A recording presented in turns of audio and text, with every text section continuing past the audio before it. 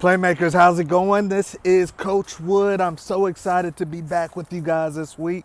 It is On the Move with Coach. On the Move with Coach. So come on with me as I get my steps in. Beautiful day out here in California. Hopefully it's beautiful wherever you're at. But On the Move with Coach, you guys, is Monday through Friday. That's where you guys roll with me. I may be anywhere. I may be anywhere in the country, and you guys are walking with me as I get my steps in, get my workout in, and we talk some football, all right? So hopefully you guys are enjoying this new segment. I love talking football. I could talk football all day, and we're obviously going to cover all levels. And then for those that don't know, we actually work with student athletes. We work with high school, junior college football players that are trying to get to the next level, okay? So if that's you and you need some support, you definitely should be tapped in. If you're a parent of a player, a coach of players, you definitely need to be tapped in. So please make sure you like, subscribe, smash that button so we can grow this football community together organically, and YouTube could see that this is worth pumping out to other people, okay? So let's rock and roll. And today, you guys, what I wanted to talk about was the interesting weekend we just had. The interesting weekend we just had on the NFL front and also on the college front. Football is one of the best. It is the best sports, in the world. And part of it, you guys, is not only the physicality of it, the intensity of it, but the fact that the season is not that long. The season is not that long, so every single week is volatile. Every single week is volatile, you guys. People may think they're the best thing cooking one week, and then the next week they're wondering if they just gotta wipe everything off the board, scrap everything, and start over. They got to get back to the basics because maybe they got blown out or something. So every single week, football is volatile because it's a short season, you guys. It's a short season. So check this out compared to basketball and baseball. So check this out. Obviously, this week was crazy.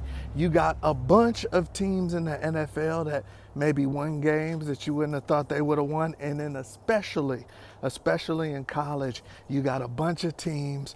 I think it was 5 of the top 11 teams in the country lost. And I think all of them lost to unranked teams. You've got USC, which wasn't top 5, but they lost to Minnesota. You've got Michigan losing to Washington, the big one, Alabama. You've got Tennessee, another big one that lost. So we've got all of these upsets in college and pro football. And I got a couple of different opinions. I got a couple of different thoughts on why that's taking place and why you will continue to see upsets in NFL and college football. And you guys let me know what you think it is that caused all the upsets from the weekend at both levels. So check this out. I think it's 2 things at each level that are really contributing to the fact that basically any weekend, anybody can get beat. Any weekend, anybody can get beat, and that's what makes it special, right? That's what makes football special. In basketball, 9 times out of 10, whoever's got the best 2-3 players, they're gonna win the game. It's not like that in football. It's not like that in football. Any given weekend, baby, somebody can knock you off. So, check this out. In the NFL, the 2 things that I think are contributing to the parity, the fact that all of these teams are pretty equal. All of these teams are pretty equal. There's a lot of parity in the NFL. There's a lot of parity in college football right now. And this is why. In the NFL, you got 2 things. You got injuries. So injuries are always going to level the playing field, especially if you're losing a superstar, A lot of these teams are already playing with backup quarterbacks. And obviously, you're not going to go far with a backup quarterback. So one of the things in the NFL is definitely the injuries. Here's why I think you're seeing a lot of injuries in the NFL. One, every year they're adding more games. They're adding more games to the season. So these guys are playing more and more football than they've ever played in their life.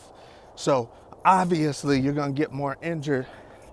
The more physical you're going to have to be, the more times you're playing big time football against everybody who's so fast and so big. So you're going to see, I mean, we're only in week 5, I believe, in the NFL, and there's 17 weeks this year. 17 weeks in the NFL. So you're going to see a lot more teams suffer injuries, and really at the end of the day, it's who's the best with the least amount of injuries at the end of the season. Nobody's team is going to look the same from the beginning of the season to the end of the season. And some of the teams are really battered considering it's so early in the season. So NFL, one of the things is injuries because of the season and just the wear and tear of these guys playing more and more games.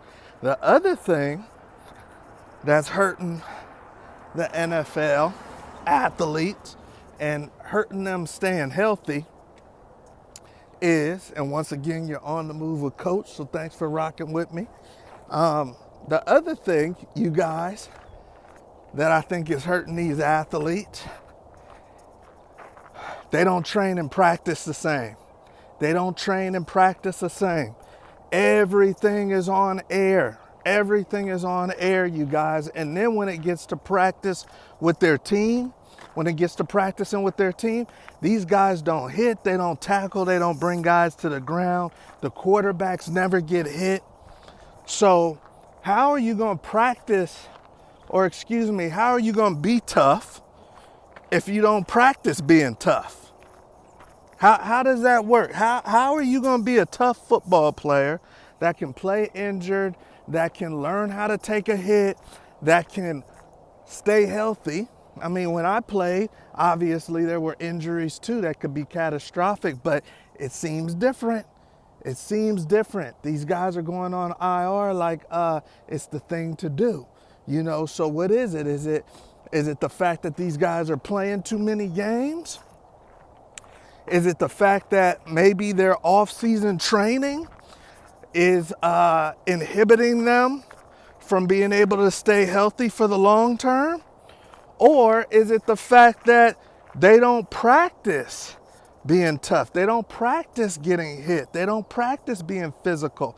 So how many games are you going to be able to be physical if you never practice being physical? So, you know, we're going to see a ton more injuries in the NFL. Obviously, it's going to affect who makes it at the end. At the end of the day, we're all fighting. Let me get my earpiece back in here. We're all fighting the same battle. And the battle is who can be the best at the end of the season. But how long can you be your best if you don't have your best players because they're injured? You know, the Niners don't have Christian McCaffrey. He hasn't played all season. They just lost their kicker. Half these teams are already using backup quarterbacks, you know. So at the end of the day, you guys, you can't make the club in the tub. My dad used to say that. You can't make the club in the tub. So you can't win a Super Bowl with your club in the tub either. And we're going to see a lot of parity in the NFL this year because of injuries, Now let's talk parity in college. Parity in college football, as you are on the move with Coach. I don't even know where I'm going right now, but y'all on the move with me. So if something happened to me, you're going to see it. All right. So check this out. The parity in college football. We saw a lot of upsets this weekend. And I believe that's a couple of things as well. One of them, you guys, is the transfer portal. These teams that were perennially weak These teams that were always terrible. You just saw Vanderbilt beat Alabama. That quarterback from Vanderbilt didn't start at Vanderbilt. You just saw Minnesota beat USC. Their top players didn't start at Minnesota. You know, you saw Tennessee lose. You see, so these teams that were always weak, they're not going to be as weak as they used to be, because guess what? They got older players that are used to playing against Alabama, used to playing against these teams. They're not scared. They're not scared. And a team can restock, a team can, rebuild quicker now. They don't have to stay at the bottom. If they can raise some money, they don't have to stay at the bottom anymore if they don't want to. They may not be at the very tip top of their conference, but they're not going to be a doormat like they used to. They're not going to be an easy win like they used to, you guys. So that is definitely one thing with college football right now, and why you are going to see more parity, all right? You're going to see a lot more parity, a lot more close games, and that is because of the transfer portal, especially if it's a Power 4 conference, a Power 4 conference contender. A Power 4 conference team has no excuse. They've got to spend money with these student athletes. So they have no excuse but to try to upgrade their team each year, all right? Now, here's the other thing. Here's the other thing that's adding parity to college football. And I love parity, man, because there's the unexpected. There's the unexpected. That's what was so great about this past weekend, is we saw things that we weren't expecting, right? So make sure if you're rocking with us, you're hitting that like button, you're commenting. Why do you think there's more parity in football than ever before? You let me know what you think, all right? And make sure you share and subscribe and talk football with me every single week. We're going to talk some football, and you're going to go on the move with Coach. So back to college. One, transfer portal. It's going to add some parity for sure. Each year, you're not going to know. You know those years where it's Alabama. It's not going to be like that no more.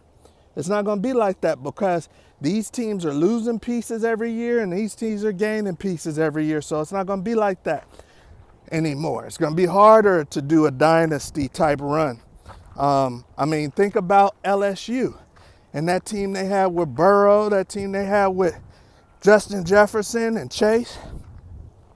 Burrow was at Ohio State first. You're looking at Texas. Quinn Ewers was at Ohio State first. So things change, and it's going to be a lot more parity now in college football. Now, the other thing that's going to add to it, you guys, is the travel.